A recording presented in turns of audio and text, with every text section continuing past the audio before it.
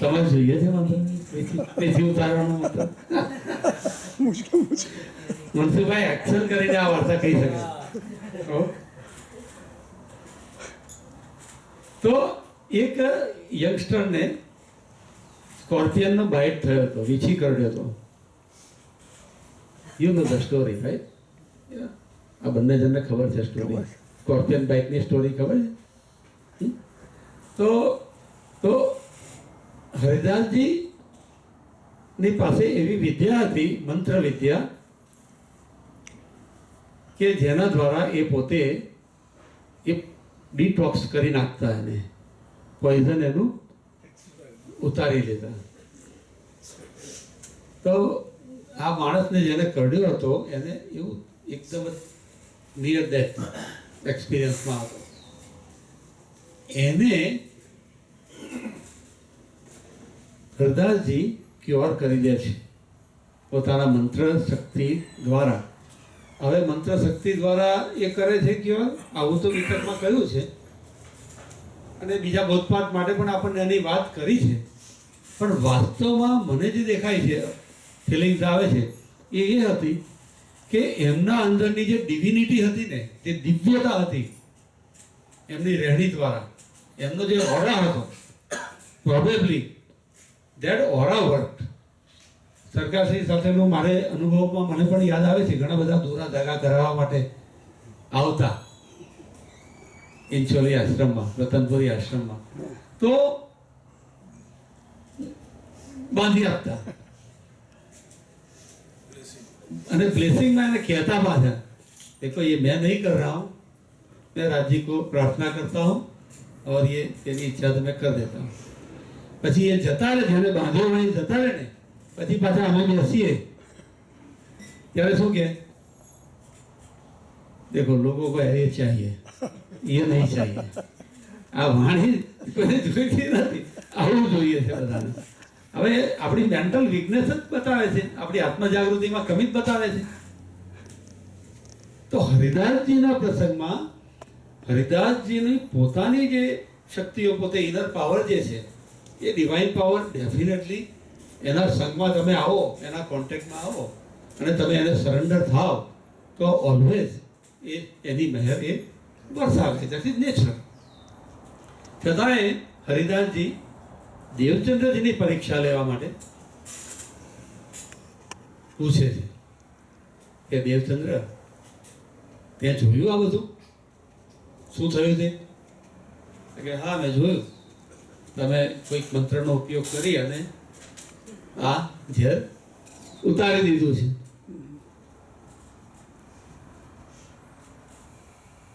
કે આ અને બધાએ પાછું કહ્યું હરદાસજીને કે તમે તો અમારા માટે પરમાત્મા સમાન છો, કે તમે અમને આ જીવતાને જીવતદાન આપો છો તમે. તો આ સારું લોક સેવાનું કામ છે. ગુડ ને છે જ, એમાં કોઈ બેમત નથી. એટલે કે તારે શીખવી જરૂરી છે, તારે શીખવી જોઈએ. તારી ઈચ્છા હોય તો હું તને આ સ્કિલ આપું. એ પહેલા દેવચંદ્રજીને એમને વૈષ્ણવ સંપ્રદાયનો મંત્ર ઓલરેડી આપી દીધો હતો. ભજે મને શ્રી વૃંદાવન કુંજ બિહારી નિત્ય વિલાસ, સખી ભાવ હોય પછી એ બરથાસ. તો આ મંત્ર દેવચંદ્રજીને દીક્ષા એમને આપી દીધી હતી. તો દેવચંદ્રજી આટલા રિસ્પેક્ટેડ ગુરુ, એમની આમાન્ય રાખીને સારી રીતે જ વાત કરી હશે કે ગુરુદેવ તમે મને જે આપ્યો છે મંત્ર, એ તમે એમ કહ્યું હતું કે આ ઉત્તમ છે અને આ ખરેખર એ આત્મા પરમાત્માના મિલન તરફ લઈ જનાર છે. તો હવે તમે મને આ બીજો આપવા માંગો છો.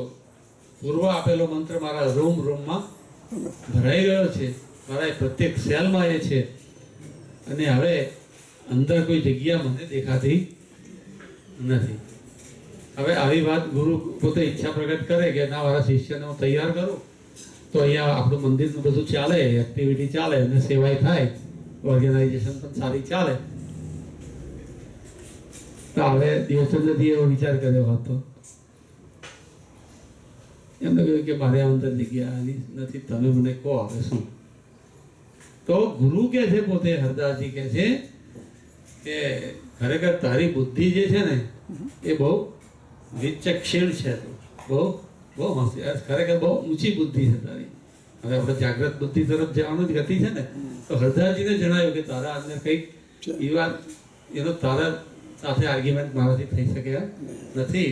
You are genuine practitioner. તો આ રીતે બીજા ઘટનાઓ ઘણી બધી બની. અનુભવ પણ, એટલે ઘૂઘરીનો પ્રસાદ પણ મળ્યો, બ્રજના લીલાના દર્શન પણ થયા, શ્રી કૃષ્ણજીના દર્શન પણ થયા. આ બધું થયું, પણ છતાંય એને અલ્ટિમેટ માન્યો નથી અને પોતાની ભૂખને સદાય જાગૃત રાખી.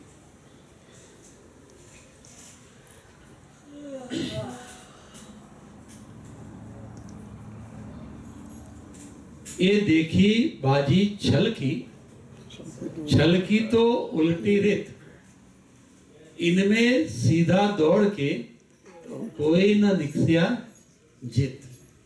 હવે આપણને સુંદર સાધને જાગૃત કરવા માટે અહીંયા વાણીમાં કહ્યું છે કે દેવચંદ્રજીએ જેવી રીતે બધી જ ઉપલબ્ધિઓને કહ્યું કે નહીં, this is not enough, this is not enough, this is not enough, બધાને જતી કરી અને એને બધાને ખેલના રૂપમાં જ એમને જોઈ.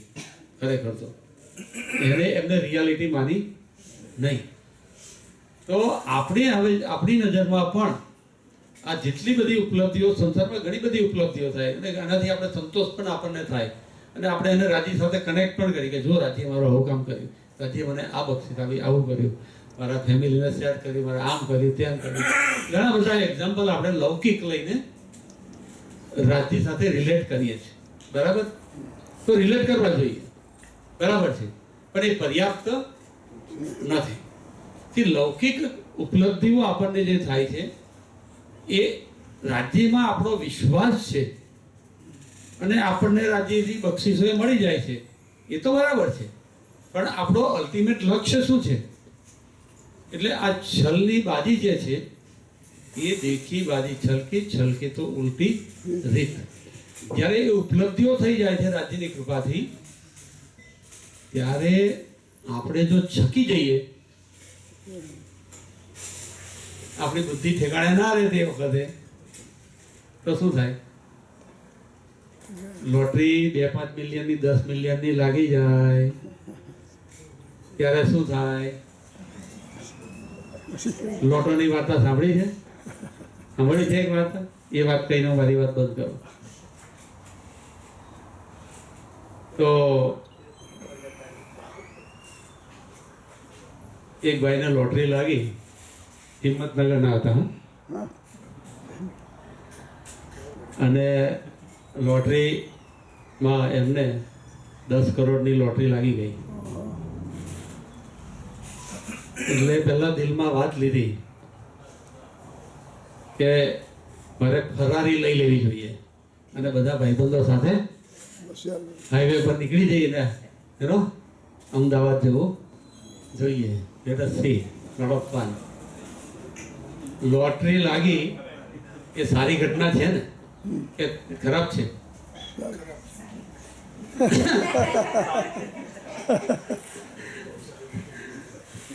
લોટરી લાગી એ સારી ઘટના છે.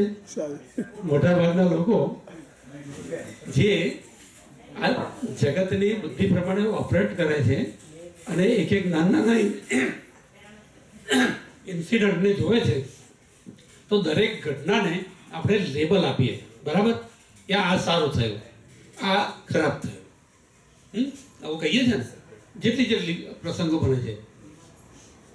આ સારું થયું ને આ ખરાબ થયું, આ સુખરૂપ હતું ને આ દુઃખરૂપ હતું.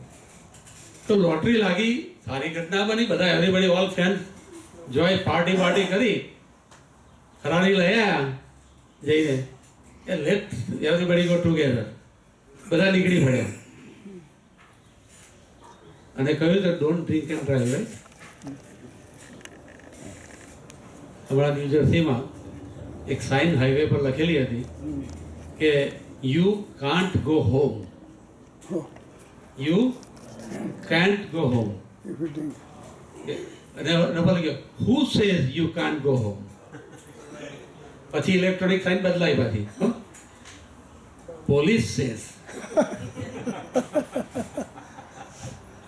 પછી સાઇન બદલાઈ પાછી if you drink and drive. Who says you can't go home. પરમધામ ના જઈ કોણ કહે?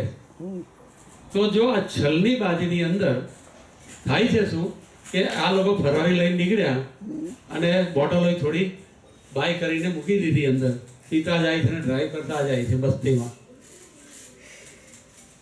અને એપોલો હોસ્પિટલથી 2-5 કિલોમીટર દૂર જ મોટી ખાઈમાં ગાડી પડી જાય છે, મોટો એક્સિડન્ટ થાય છે. સારું બન્યું કે ખરાબ? પહેલા સારું બન્યું હતું, પછી ખરાબ થયું. પછી એમ્બ્યુલન્સ આવી ગઈ તરત, અને એમ્બ્યુલન્સ સીધી લઈ ગઈ એપોલોમાં. એટલે એકાદ પરિવારજનોએ, ફેમિલી મેમ્બરે કહ્યું બહુ સારું થયું, હા આપણે એપોલો નજીક હતા, એમ્બ્યુલન્સ આવી ગઈ ને આપણને બેસ્ટ હોસ્પિટલમાં દાખલ કરી દીધા. સારું થયું ખરાબ? સારું થયું ને, એપોલોમાં જવાનું મળ્યું તો સારું ને. એ તો કઈ દવાખાનું જ ના મળે તો એડમિટ થયા, ટ્રીટમેન્ટ ચાલે છે, 2 દિવસ થયા હશે અને મોટું સાયક્લોન આવ્યો. અમદાવાદ, હિંમતનગર બધા હાઈ એ લાઈનમાં મોટું સાયક્લોન આવ્યું. સાયક્લોનમાં શું થયું? હોસ્પિટલ લેવલ A ગ્રેડ લેવલનું કન્સ્ટ્રક્શન હતું, એટલે હોસ્પિટલ તો સ્ટેન્ડિંગ, પણ બહારના લોકોની ખૂનખાર જાન ખુવારી પુષ્કળ થઈ. એટલે અંદર બેઠેલા પેશન્ટ રૂમમાં સગાવાલાઓ બેઠેલા હોય, એ શું કે સારું થયું આપણે બધા હોસ્પિટલમાં આપણે ઉડી જાય.